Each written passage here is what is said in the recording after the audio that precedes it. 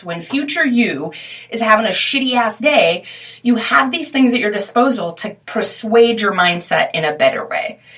And another thing in my survival kit is at the start of the week, I create a little checklist, a little self-care checklist. You assign yourself 3 things that you can do for self-care. Now, these 3 things you want to make sure that you're doing with intention of taking care of yourself. And they can be anything you like to do. I think a lot of times we complicate it, right? It's so hard. And we complain about the challenges that self-love and self-care and the creativity that you have to get those things. And I'm telling you, it's much simpler than you're making it.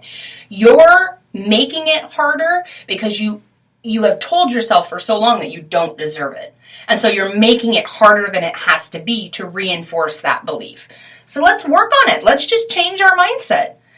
Number 6, to cultivate self-love, you have to listen to me now, you have to make and keep you the focus.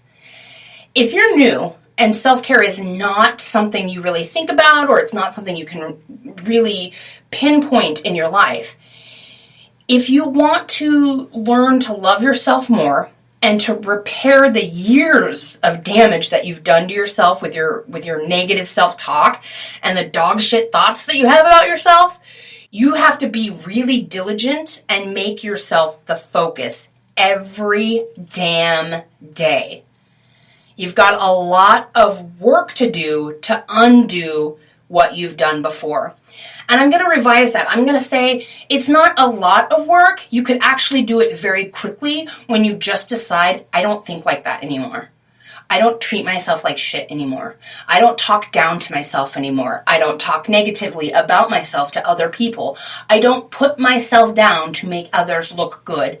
I don't diminish my accomplishments.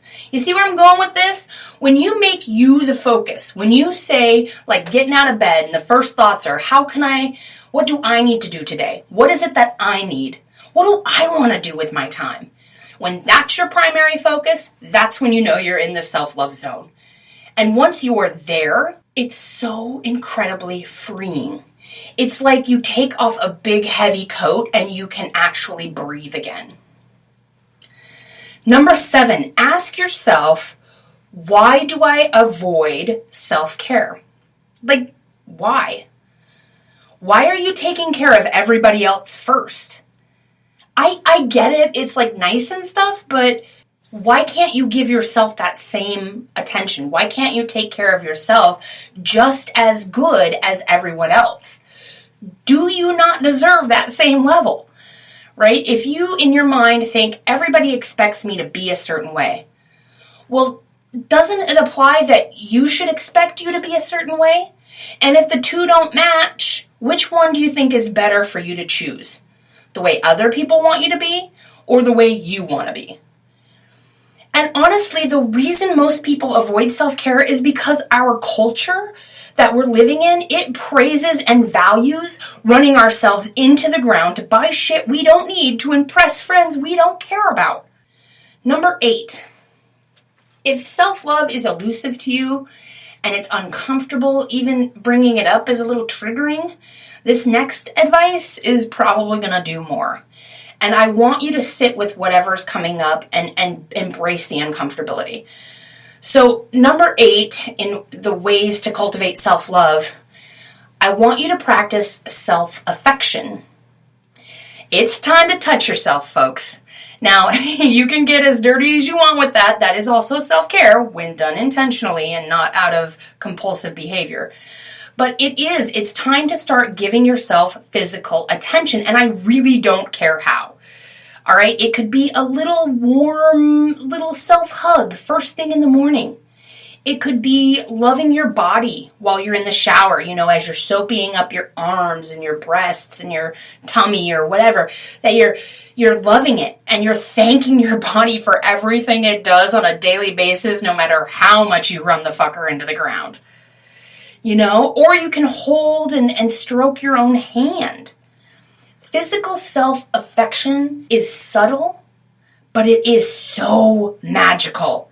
And no one will ever know that you're doing this. No one's ever going to know. So get a little cozy self-love hug before your feet hit the ground or before you reach out for your cell phone. I like to do a little 1-2 combo, like I do a little self-hug and then a big glass of water. First thing, before I go pee, before I get out of bed, just a little bit of self-love. But the point is, I want you to think about ways that you can be more loving and cultivate some self-affection. Because self-affection, that physical self-affection, can be super uncomfortable if you're not used to it. I did an episode a few episodes back called Touch Starved, where I talked about this concept. A lot of people that are in quarantine or they're in stay-at-home measures and they're protecting themselves from COVID aren't getting the physical touch that they might normally get in just normal everyday interactions and whatnot. And so if this is something that's like, why would I do that? It's really weird. Check out that episode. It's going to dive way deeper into how that physical self-touch is so, so important. All right, my friends, I really hope that you will take some of this advice this weekend and make a plan to cultivate some more self-love. And to also remember to give yourselves grace, that you don't have to be perfect. You are not broken. And this podcast is not about fixing you or any of that. What this podcast is about, and what I hope you got from today's tips, is that you're really going to try and make yourself the priority. You're going to put yourself first, and you're going to work on this self-love. And the more uncomfortable it is, the more you're going to face it head on. And then I swear to God, it's like you're stumbling around in the dark, you're not really sure what you're doing, and then you find that light switch. And it's like you have the freedom to look at everything and say, okay, here's the garbage thoughts I have about myself. Here's the negative self-talk I engage in. Here's how I'm going to work on it and repair it. And if you need more tips and tricks, check out our episodes, our prior episodes. This Touch Starved episode is really good. And there's also that episode 100, which is a mega list of 100 self-care ideas. All right, friends, that's it for this week. Thank you for joining me. If you have a story you'd like to share and you want to be on the show, please email me. It's Chris, K-R-I-S, at selfcareissexy.com. Okay, we've got some really great content coming your way, so stay tuned. And remember that self-care is sexy. We're giving you permission to put yourself first.